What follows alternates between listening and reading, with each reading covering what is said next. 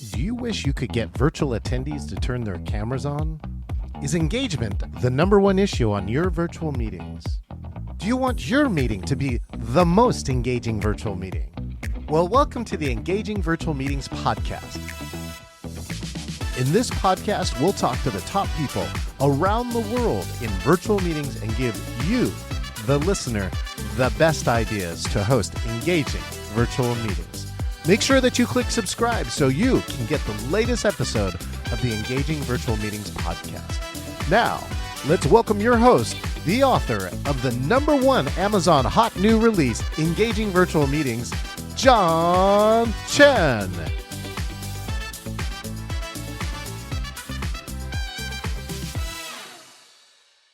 Welcome to another episode of the Engaging Virtual Meetings podcast. If you're watching this live on social media, make sure and subscribe, share, like, or comment.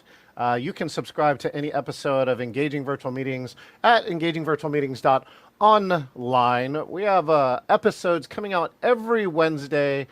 We have content actually already set into 2025. And if you want to join us, come join us. The Engaging Conference this year, 3 Hall of Fame speakers. And for the first time ever, we are hybrid. To get a free ticket for day one, go to engagingvirtualmeetings.com/con, C-O-N for conference, and make sure and check out our VIP tickets, and you can actually attend in person for the first time and see how we make our hybrids more engaging. Now, today, I'm excited to have this guest here. He's with a company called Motivational Media. For the last 20 years, he's been helping others tell their stories through digital media. I just love it because we're going to geek out on some tech and some video type things. And also, if you are a speaker, listen up. If you are working on or want to improve your speaker reel, make sure and listen to this, because he's also a singer, songwriter, guitarist, and drummer. I think I might actually say I can do all of those too. Cool. And he's dad to an amazing little daughter, Holly. Let's welcome the one and only NSA famous Matt Bauer. Never had theme music before, John. Thank you. You get an intro like that every day. Don't you wake up in the morning and like, here to get his coffee, it's Matt Bauer. Thank you, everyone. Thank you. Thank you. Oh my gosh. Hey, Matt, how you doing today? Hey, pretty good, John. Thanks for having me. I'm excited to talk shop, as they say, video-wise and speaker-wise. And yeah, I just love the community, and I'm here for it. And I think you love what you do. 20 plus years. And it's so great. The more I hang around the NSA, or National Speakers Association, is that speakers love video. They just love it, right? They want more and more of it. They're willing to pay for it. They want the best video. So it's so great to see a unique format like that. All right. Well, anyways, Matt, for my friends who don't know you, why don't you take a moment here, Matt, and just introduce yourself, who you are and what you do. Sure. Well, as John said, I'm Matt Bauer. I am a videographer and video editor, among other things. As previously mentioned, musician. I used to play music on cruise ships for a few years, and that was a fun story in itself. But after that, and for the past almost 10 years, I've been working with speakers exclusively, with it all needs video. So I'll travel all around the country to film a conference or keynotes or breakouts, workshops, anything to get you out there and get you seen and booked, more importantly, and booked at higher fees. So that's my whole goal, and I'm dedicated to the speaking industry. Like I said, almost the last 10 years, and I've been very, very grateful to this community, and as a performer myself, like, I get it on both sides of the camera, and so it's very cool to be accepted. and You really like me. I don't feel like do. this. I really do. So yeah, it's very cool, and to go and capture people sharing their message. And so my one of the things I do when I go out and film is sit down interviews. And so, because I think that's that's a fantastic way to secure the know, like, and trust trifecta is when people see you in your as your authentic self, answering organic questions with organic answers, and just being human and kind of breaking down that wall between, stage presenter and audience member. So that's kind of what I live and breathe through my work. So let's go backwards a little bit too and talk about your music. So mine was I played in punk rock bands, Matt. Oh, my favorite. And well, because I grew up a skateboarder too. I was a Yeah. sponsored amateur skateboarder. Grew up in doing some punk rock. And the cool part is my dad actually has a studio in Stockton called Studio C. So I actually went I started guitar. I did learn to play drum and bass. I have now I sing because I actually run a karaoke group, and I actually became the producer or the recording engineer. A Tascam 4 track. Oh, I oh, used to reliable. Sure. yeah. Oh my, they were so amazing at the Yeah. time. Like the fact Yeah. that you could record something over it and be two or more people was really one of the Hmm. top things around it. And so that's kind of like my production beginnings was in that. What was yours, Matt? What kind of music or did you play or what did you do? Oh my gosh. Well, as far as music performance, I would say, dating back to my choir days in elementary school, and getting selected for the all-star sing and all the things, and I'm like, oh well, maybe we have something here. And over time, yeah, I mean, I started playing guitar when uh, I don't know. There's a guitarists might know this. There's a I started playing guitar, and then I started seriously playing guitar when, Oh yeah, you yeah, know yeah. I know what you mean. so for the last, I don't know, 20 years or so, I've been seriously playing guitar, but drums probably for the last 10. I don't have a crazy, Tascam story, but I remember recording off the radio. I'm 42 as of yesterday, and so I remember. I don't remember 8-track days. It wasn't around then, but cassettes to CDs to MP3s. Like I was admittedly one of the original Napster supporter guys, and just, oh, give me all the music. Oh no, I know. Prosecute me 20 years later, whatever it is, but that's fine. But yeah, as far as like recording gear, yeah, I mean, I at the time, I think I just had maybe a webcam or something like that you can use like QuickTime to whatever it is. Like that's the software equivalent to like having an H four track Tascam recorder. But yeah, over time I've upgraded and downsized as far as recording others.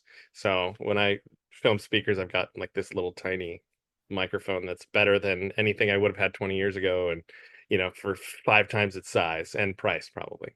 I just wrote a trivia question about the first webcam, and that was kind of like it was, well, and some of mine in the team building arena was that we set up two computers with two webcams, those old, circular ones or whatever they were on the Yeah. top, and we did interviews, right? And so the experiment was actually with the Association of Experiential Education, and the whole assignment is you go into two separate rooms and you have a video call with each other. It was on a private network, right? Not Mhm. even on a public network. Right. And that you needed to, someone would share a story about themselves for 5 minutes, and then the other person would do the same. And we marked a level of trust. And we were actually in like, this is like year 1999, 2000, I think. And we were able to Okay. show the trust went up on average 20% in just a short 10-minute virtual meeting. And that kind of gave us hope that, you can build trust over virtual. Hmm. You And then, of course, absolutely can. It's just, I mean, it's just like what I was saying with the interviews. Like it's people can get a sense like when all of the smoke and mirrors are removed, from stage, not to say everybody's got smoke and mirrors or that they're bad. It's just there's a presentational style that's expected when you're, a conference or at, doing a keynote or whatever. But when this is, kind of I don't want to say the gloves are off like in a negative way or violent way, but like just like what you see is what you get. And I think yes. that's the catalyst for trust and know and like kind of follow suit. It's the piece of authenticity that says it should say something like, I'm similar or very much the same on and off stage. Yep. Yep. Exactly. What you see is what you get. There's no like personality smoke and mirrors. You know what I mean? There's you can have all the stage pyrotechnics and things, and so you can have the same, things, when you're just one to one, but it's like who's the real you? I just want to know you, to connect. Like that's the only way that you can connect is when you don't have your guard up. And what causes your guard to go down is authenticity. Okay, so I'm currently president for the NSA Northwest chapter, right? Yeah. And almost every new speaker asks, right, what should I put in my speaker reel? And I'm just curious, what would Matt Bauer say if you got a new client, right? I'm like Joe Blow, new speaker, and what are some of the key things that you think has to go into a speaker reel? Well, and it kind of depends on what you've got too. Yeah, Now the wish list is it depends on who you ask, but if you're submitting a reel to a speaker bureau or you're submitting a reel to, someone at a company who's responsible for booking the events, yeah. who doesn't maybe see, reels all the time, Hmm. there's two varying sets of ingredients, I think. But for the most part, big stage, as big a stage as you can get on. In the first 30 seconds, anybody who's watching your reel is looking to check some boxes, whether they know it or not. Have they been invited to at least three things where they've been entrusted with a microphone in front of hundreds or thousands of people, right? Like, can I trust you not to offend my people, right? And so, True. and right, It's and true. it's because Yeah. we've all heard horror stories about like what did they, why was this person booked? Why? Never again, right? And Right. so there's some content, but not necessarily like the quick, 1 second soundbite, 2 second sound bites or whatever, where it's just quick, quick, quick. What I'm hearing is that there is a need for more experiential sort of presentation, as far as like maybe allow that speaker to take the extra beat and the extra pause for effect and kind of feel that effect. And if you can fit that in a sizzle reel that is supposed to be kind of, 3.5 minutes or under, you've got to pack a lot into that. But that's, peppering in some experiential stuff like that is great. Obviously, sound quality, I think, in a lot of cases is more important than video quality, be- because you can, that's hitting home with you, uh, Yeah. because, well, somebody like me, like a video editor, I can use the audio and then have different B-roll over it or different images or whatever, but that content is still able to come through. Whereas if you have perfect like 4K video, which I shoot 4K video and get pristine audio just for these reasons, so we never have these problems.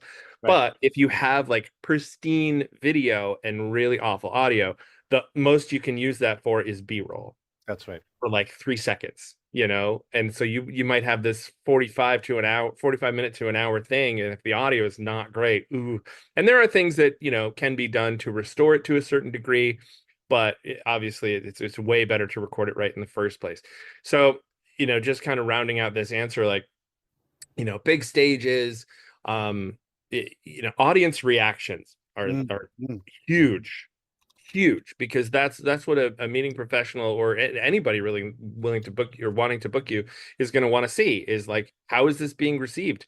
How what's the audience experience? Because that's what we're paying you for, that's what we're booking you for, is so the audience has a particular experience, and Yeah. we want to ensure that that experience is where we're aiming. And so those are the basics, really. If you have cell phone footage from the back of the room, nah, I don't know how usable that's going to be.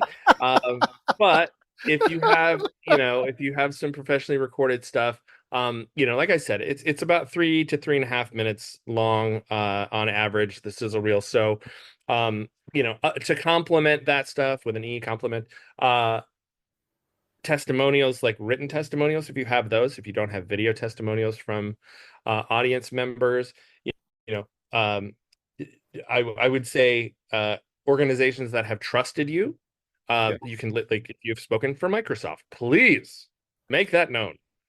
Like that's great. Like if you were, on talks at Google or whatever, TED Talks, all the like, yeah, put it out there, and make it known, trusted by Google, trusted by Microsoft. Like those kinds of things are looked at by meeting professionals too, because you may not be able to tell who you were speaking for. Well, Toxic Google's a little different. That's branded everywhere.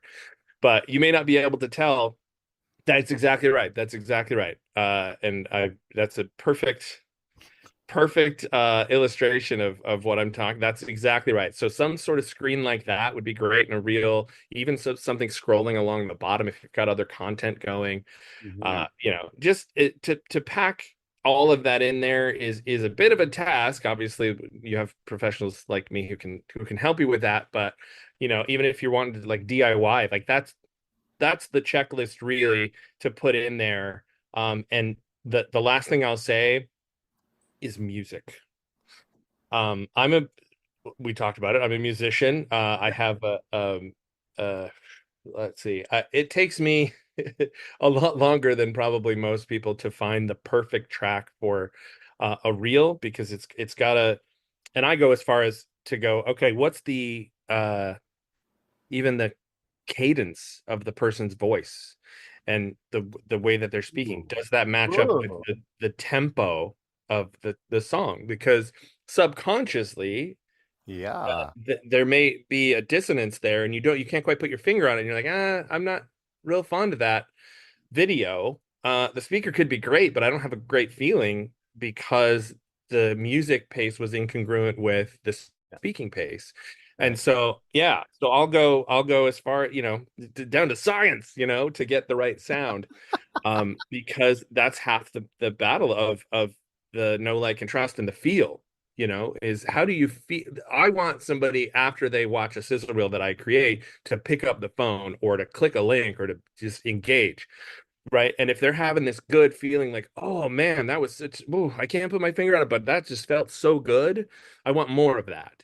That's my whole, goal as far as the reels in general, but the effect of music on it. Well, why don't you help us out? Again, let's say, our new speakers, like, without naming a speaker's name or the organization, like, what's the greatest follow-up story you've ever heard from somebody who, you make a reel for them, and maybe occasionally you get the story. I know a lot of times too, as professionals, we never get this story. We're like, we don't want to hear it. But occasionally, one of your professionals is going to come and let you know, like, hey, I put my video up, and like a whale, right? A whale called me. So I'm just Mhm. curious if you have any story like that to share with us. 100%. And without naming names, yes, it was even a fairly recent, it's probably last year. I worked with a speaker who, well, without naming names, but I will tell you her kind of platform. Like she is on roller skates uh, the whole time, like does the whole keynote on roller skates, and it's about her learning how to skate and like that, you can do anything Yes. sort of mindset, and like, you know what? I I'm gonna do I'm 40 something years old, whatever. I've not skated before. Let's do it. And it's just like proves the point that she's then sharing, Hmm. that message. And within, I don't know the time frame, but within a short while after I had finished that reel and she had sent it out, she had like 3 calls from people like, where have you been all my life? Sort of thing. Like, this is fantastic. And she had no idea. Like, that speaker was blown away. She's like, I mean, there's a bit of imposter syndrome there. We all have that. But at the same time, I was able to, thankfully, like, and I'm so grateful that I was trusted to do this, to show not only the folks that might book that speaker, how awesome she is, but to show her how awesome she is. And so it's not only just a win as far as like getting booked or getting that recognition, but just like filling her cup internally, like, hey, I can do this. And it started from just an idea of, let me put on some skates and see how it goes. Now she's fantastic, and she's sharing, yeah. So anyway, that's one of the success stories that I just really really appreciate being lucky enough to be a part of. That's cool. Thank you so much for that, Matt. I know that I do get to shoot some videos sometimes too, and I like to tell people that sometimes the shoot is more fun than the end product. Do you know what I mean?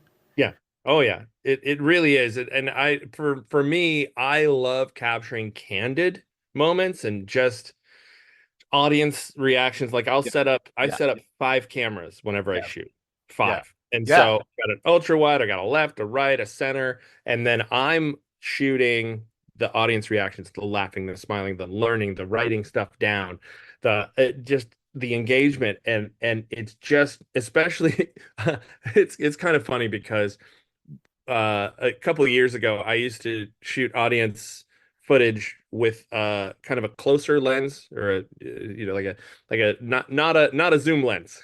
So I was like up in their grill. I was kind of like very much seen, whereas now I kind of stand in the corner of the room and just kind of sniper that stuff, like kind of like just okay, they have no idea I'm seeing them in their element and but Right. when you get close to them, there's I first of all, and I'm glad this is a video podcast. I get this like, oh, they're looking and then like I can't use that. Like I can't use when you're just Oh, because they see you. You're yeah, saying they like see that? me. They're like, "Are we Yeah. done yet? Are we over? Okay, he's still there. He's still there. Okay, great." And that takes away from them being able to take in Yeah. the content Yeah. Yeah. Yeah. Yeah. and Yeah. stay engaged. And so that was distracting. It's just funny. I have tons of footage of people just, "What, are we done yet?" And I'm like, I can only use the part where you're looking on stage, but I totally get it because like this isn't about me. This is about the speaker. But Yeah. yeah, getting that candid stuff is just it fills my cup because it's pure joy and it's no smoke, no mirrors, even from a hi, I'm enjoying this sort of thing. Like you can tell on their faces, like they're actually enjoying it. And just capturing a message really a speaker's perspective, I think is invaluable. This is a lot of folks go, sorry, I'm a little long-winded on this one. Uh, That's some folks go, all right, well, the speaker showed up for an hour and they talked, and I gave them how much? And sure, yep, just like the football players show up and play for an hour and they get paid how much? Now, it's debatable, on if that's too much or whatever, but there is a lot of work that goes into the before and a lot of unpaid work, a lot of unpaid practice, a lot of yeah. like that goes into it. And so my whole point is to be able to capture that in such a high quality way, I think just adds merit and kind of a bit of um a bit of a shrine or a bit of an encapsulation of the hard work, basically. And so just so people, even if they never send something out, like they'll at least have that for just, hey, look what I have created. If I had not started down this path, years ago, or had not woken up one day and go, I need to share this message. And unfortunately, it's an industry that you have to have credit to get credit, right? Oh, I'd love to hire you. What have you done? Oh, nothing. You'd be my first. Okay, I can't hire you because I don't.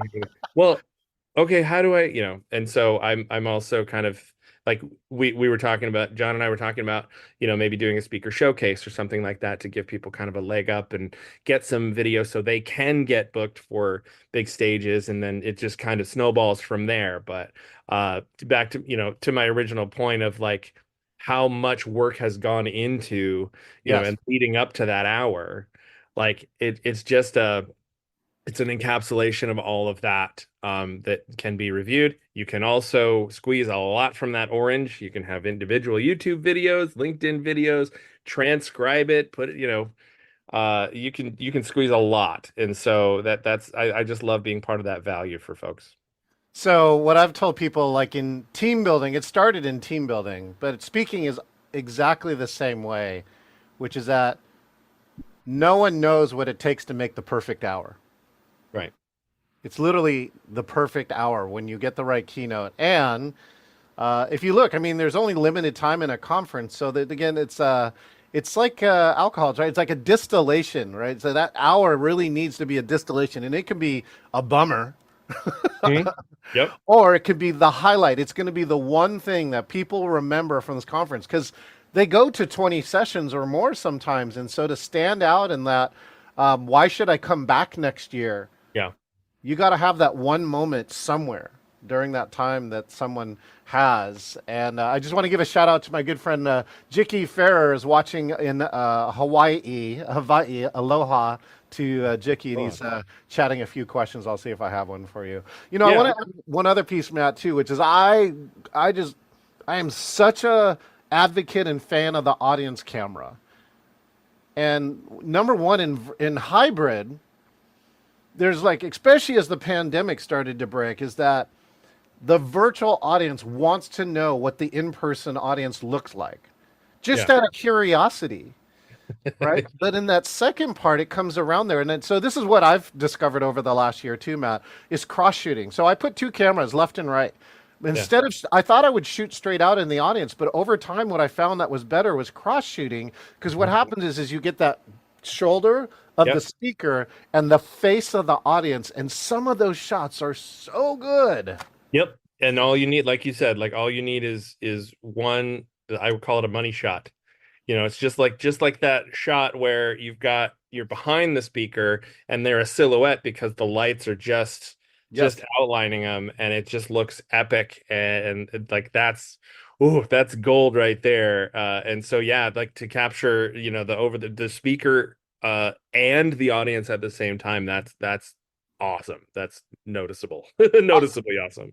I'll give a shout out to Alan Berg too, because Alan Berg on his website design just said this, and he has this gigantic shot of him like that, which is over the shoulder, and then you see the whole audience, you see their face, and he Yeah, goes, "It's not about me, the bald-headed guy who's 5'2", right?" He goes, right. "It's about the audience when you hire me. I'm going to take Yeah. care of your audience, right? I'm going to make sure that they get the value," and so that's where I think some of these things happen in Oh this yeah. shot. Oh, So. it's great. And that comes back to that feeling that oh, okay, I'm getting a little window into this.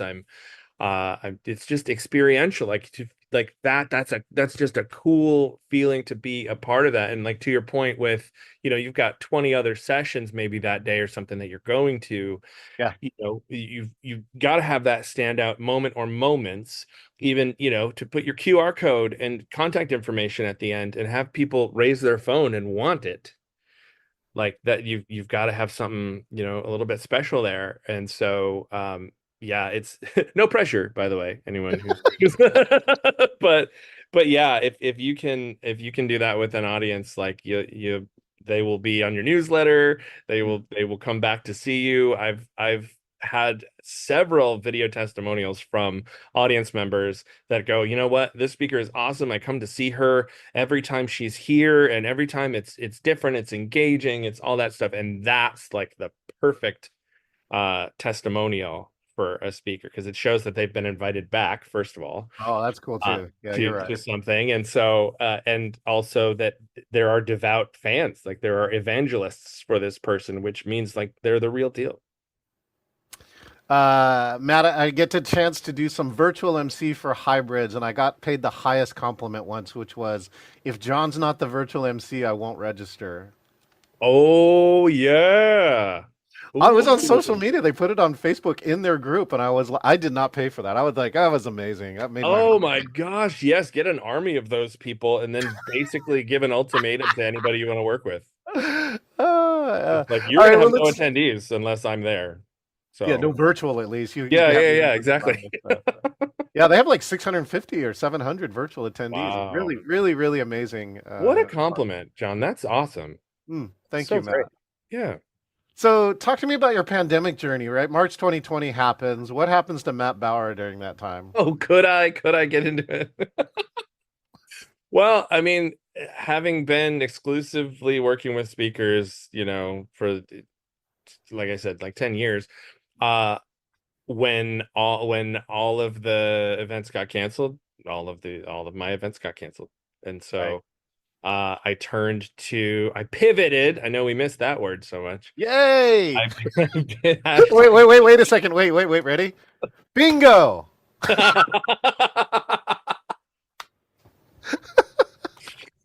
so I hashtag pivoted to virtual reels.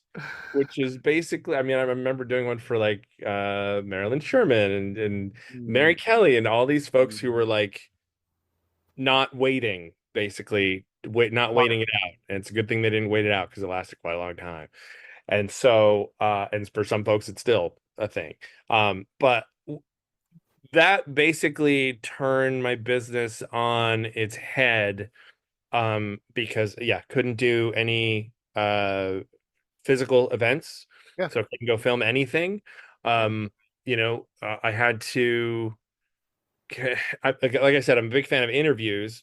Um, and so, okay, a little to the left, like if they had their own like camera or whatever, I'm like, okay, set this over here. What does that look like? And just kind of having to talk everything out versus like doing it myself and just kind of giving instructions on, okay, if we're gonna film an interview, okay, put me here on the iPad, on this chair so you can talk to me, and then put your camera over here. Can you have someone else adjust the focus? Can you you do it? I mean, the bottom line is, John, you do what you have to, you know, Right. you Right. like you just do what you have to. And so that's kind of how it changed a little bit. And I was doing some sizzle reels, but redoing some sizzle reels to throw in virtual stuff Yes. because it's like, well, that's all we can hire for right now is virtual stuff. And So it Kelly. can't necessarily be assumed that the stage product uh, transfers completely or fully or as show-stopperingly. uh, uh, It's a real word, by the way. yeah, well, it is now. I just made it one uh, for for virtual. And so I think that was one of the things that I'd realized too, is that you got folks who are, like the Tony Robbins of the world, you Yeah. know, Tony Robbins, Mel Robbins. I love all the Robinses, right? And and you have the I just got out of the speaker academy. I'm pretty wet behind the ears. Everybody's got the same platform now. Like Mhm. everybody's got the same rectangle. It's Mhm. like, Oh, what am I well, going to fill that rectangle with content wise? Because I can have all these things. And this was before, I mean, I had heard of Zoom, obviously, but the world really wasn't really Zooming until after the pandemic. And I'm sure Zoom is like, yeah, thanks. Thanks for that. But when you have, and thanks for showing my website there.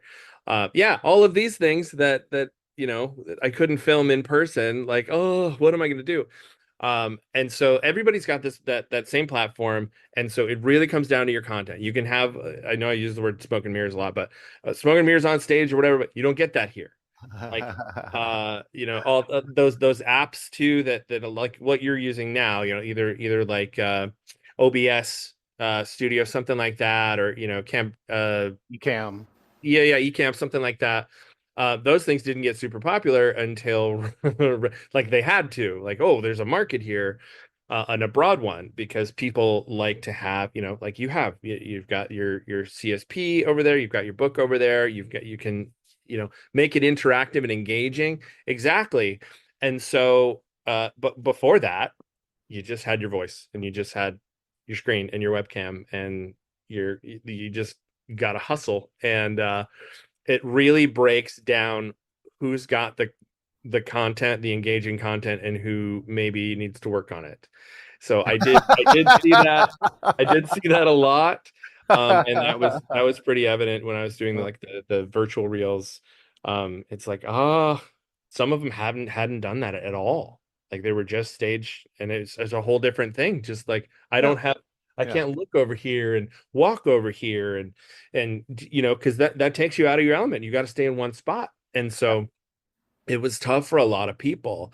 Yeah. And so transferring that or translating that onto like a 90-second virtual reel was a bit of a challenge sometimes.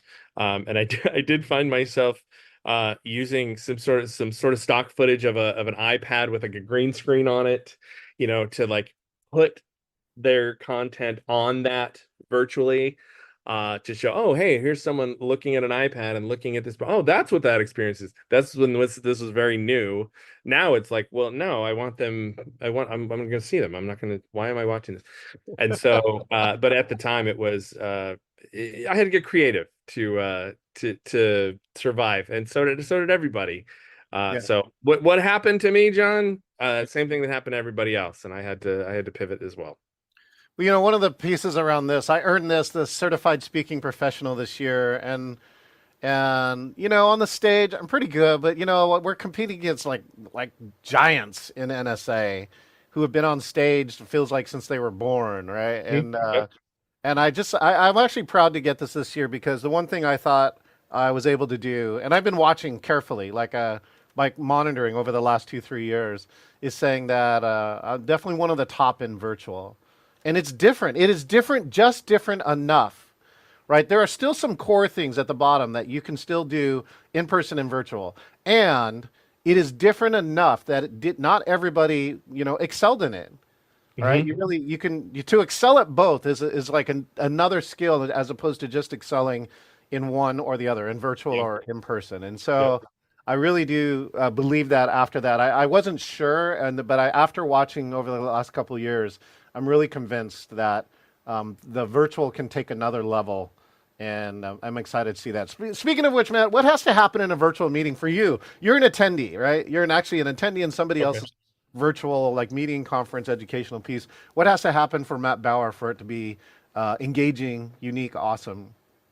Great question. And by the way, I will be filming the CSP ceremony because I'm filming at I Woo! was the main stage videographer at NSA Thrive earlier this year. I'm so grateful to do that, and I'm the main stage videographer again at Influence this year, and as such, I will be filming that.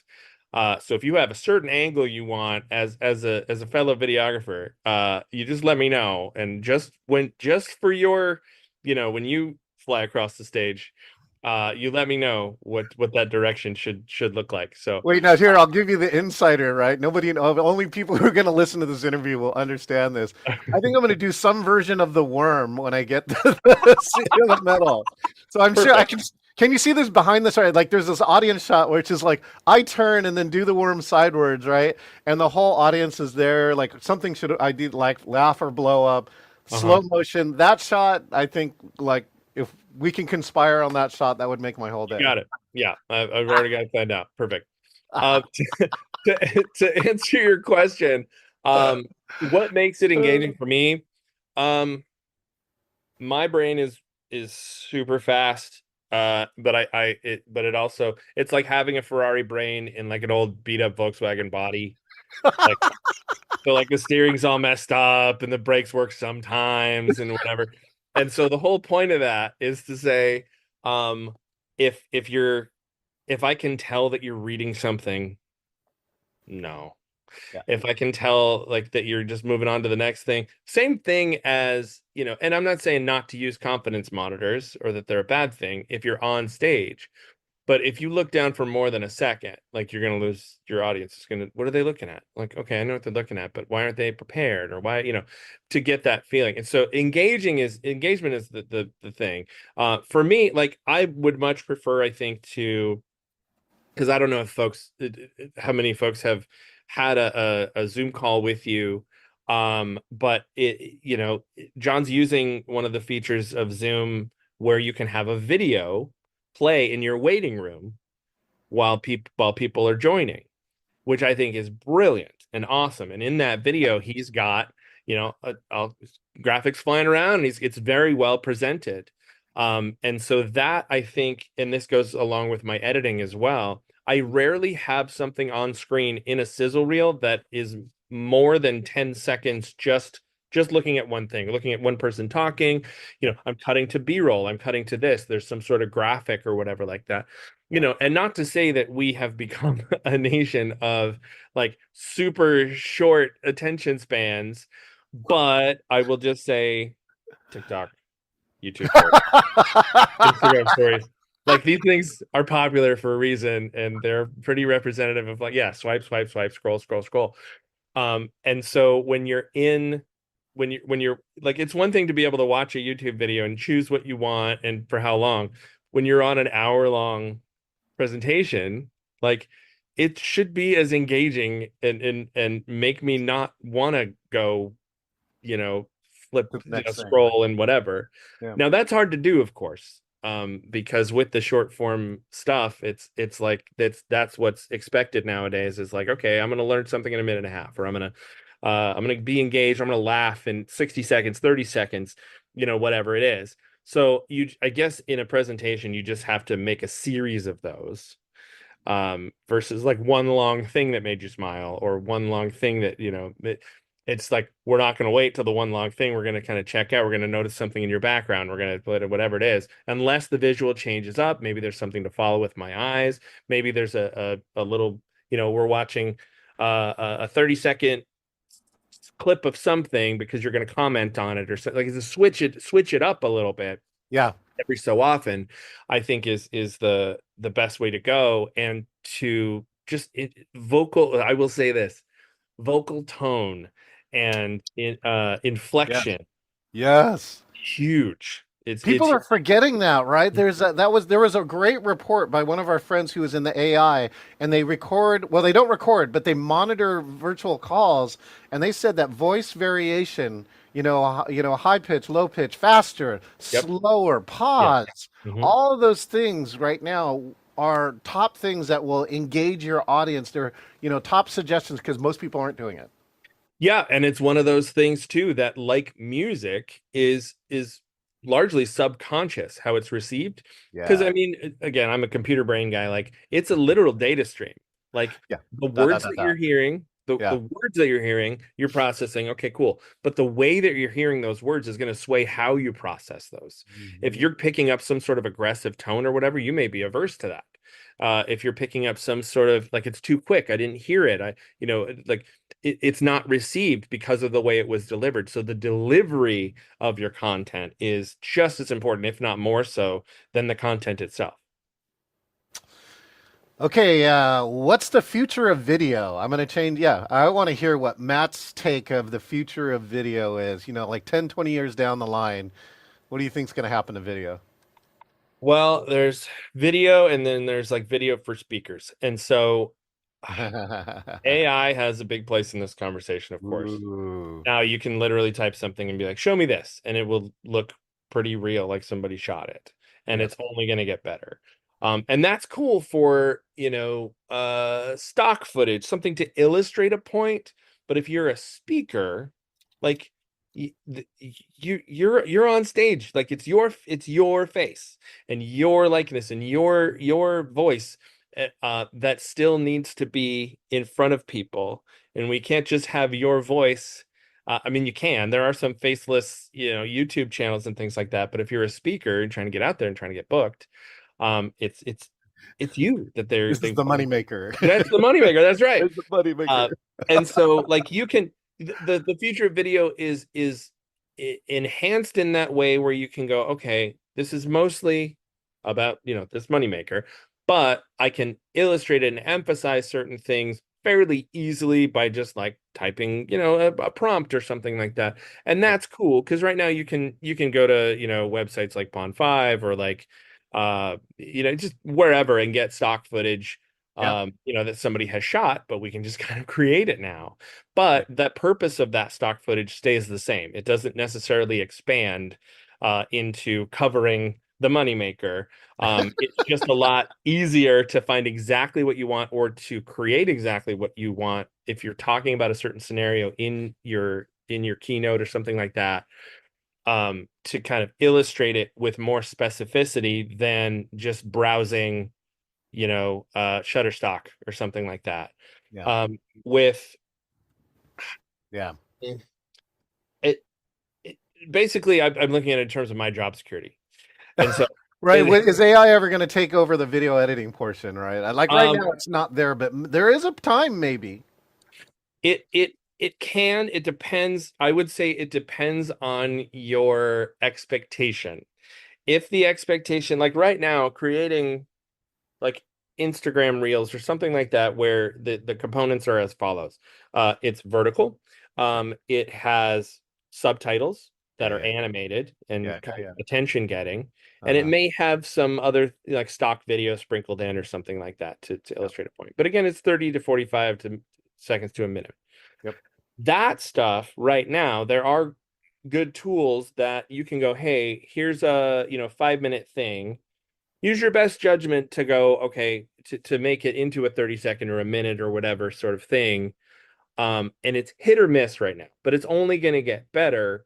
But some of them are also editable, where you're like, oh, I want a different thing here, and I want a different thing here. So it makes it easier or more accessible to do that. There's still effort and work involved, and like I said, it depends on what your expectation is at the end. If you're okay with like some jittery things here, or like it made the wrong call as far as including an extra word or something like that, if you're fine with that, just to get content out there, it's fairly accessible now to anyone.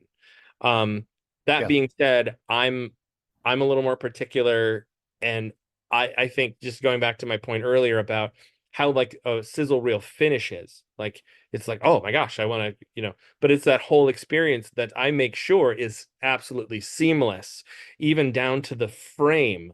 If I'm Right. cutting to, for example, if I'm cutting from like an interview to a stage or something like that, and the last frame of the interview, they're blinking. Well, people may not realize it, but literally, that's your last image of that person there is with their eyes closed. And like, we don't like photos with our eyes closed. We always eyes open, smiles, and all that stuff. Like, that's the last image you have, and people may not notice it, but it's not the most favorable versus like somebody like engaging like with their eyes open. That's the last frame that they see. So it's just little things like that that I make sure are Mm, smoothed out, that AI may not be able to see yet, mm. Yeah. right? It's a Yeah. race.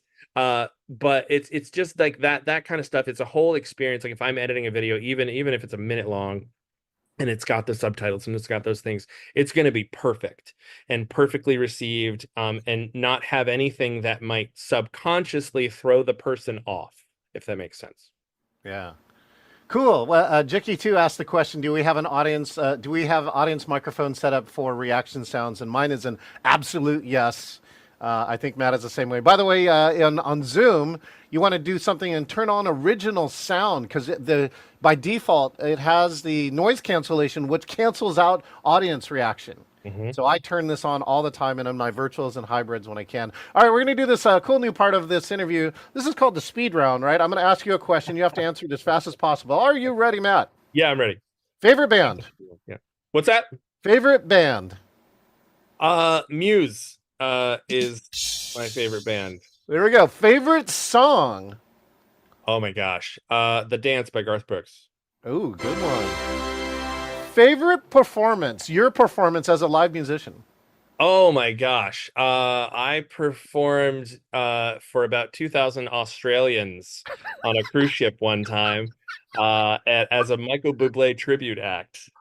No way! Yeah, I've got video of it if you're ever curious. But yes, and you can go to my YouTube. You just go to mattbauer.com as well as my other website, and you can get my YouTube there and see it. But yes, that was pretty sweet, because they are very they like to have some fun. Aussie, Aussie, Aussie. Yes, Hey, Aussie, Aussie, Aussie. you got to get one of those songs ready for like the closing night when Alan Berg and I are going to host a music night. Like, Yes. we'll do anything for you. Okay. Love I know you love all your speakers, but one speaker shout out. Any speaker. that. I know you love all Oh your. my gosh. You and I both know and love her, Elena Levine. Oh yeah, I just shot video of her too. Oh, that's right. You said you're Yeah. editing. I can't wait to Yeah, see. yeah, yeah, exactly. I'm just about done with her reel as well. Yeah, she's fantastic, and she is a voice that needs to be heard. Oh, I agree. I agree, and I do love working with her. I love her as a person too. The Yeah. speaker reel someone should watch. Jessica Pettit. Oh, that's. I worked with her on the MC guide. A standout interview you did with somebody. Oh my gosh, this isn't gonna be so quick. And this, I can't use this as, oh, you're interviewing me. Okay, that's right. This has been one of the best times. Oh, I would say James Robillata. oh, I like James. Yeah, James is great. Oh man, he doesn't take himself too seriously, and it's just so much fun. to the point where it's like, can we get on task, please, and answer like some of these like questions for your Oh, he's people? like total the ADD. Like he can go off in any It's direction at any time. You know he's that. just hilarious, and he's a big teddy bear, Yeah, and Tina, yeah. his wife, is just Yeah. amazing, and then I think they have like what, two children now that they're just kind of just juggling all these things, and they're both speakers, and I just love them. So Okay, last question. What makes you happy, Matt? my daughter Holly makes me happy. She's 5.5, and she just lights up my world. She's just amazing. If you check out my Facebook or anything, like I rarely post, but she posts for me when she gets a hold of my phone sometimes. But so if you That's see some pictures dangerous. that are like, yeah, exactly, it is dangerous, but it's fine. But yeah, she just, yeah, she's my whole world. Well, Matt, thank you so much for this interview. I hope all of our good friends in NSA and anyone else comes out, sees there. If you want to get some video, check out Matt Bauer. I put the link inside of there. Matt, thank you so much again for your time. Yeah, of course, John. Thank you so much for having me. I appreciate it. And I'll get that. I'll get you doing the worm on your CSP. That footage will go in my reel this year, 100%. Thanks again, Matt. Yeah, thank you, John. All right, well, this is John Chen, who had just another engaging virtual meeting podcast. You got to watch this. Matt really just says, get the audience shot. It's not about you. It's about what you can do for your audience. If you want to do more for your audience here, make sure and subscribe, share, like, comment if you're here watching. Thank you, Jickie, again from Hawaii. You want any episode or all our episodes, go to engagingvirtualmeetings.online. New episode every Wednesday. And if you want to attend my conference, come to the Engaging Conference, October 1st, 2nd, and 3rd. 3 Hall of Fame speakers, all to show how you can be more engaging as a speaker, or if you're the organizer for a conference, just go to this link, get a ticket. And if you want to be like Matt, go to engagingvirtualmeetings.com/meet, select interview, and you could be the next person here on the Engaging Virtual Meetings podcast. We will see you next time.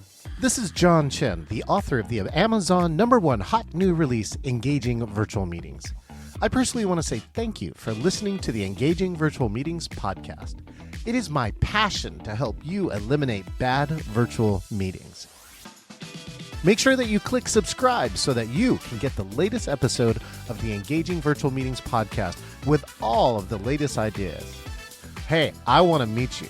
If you want to talk about a virtual meeting challenge, or if you want to be the next guest on the Engaging Virtual Meetings podcast, just go to engagingvirtualmeetings.com/meet.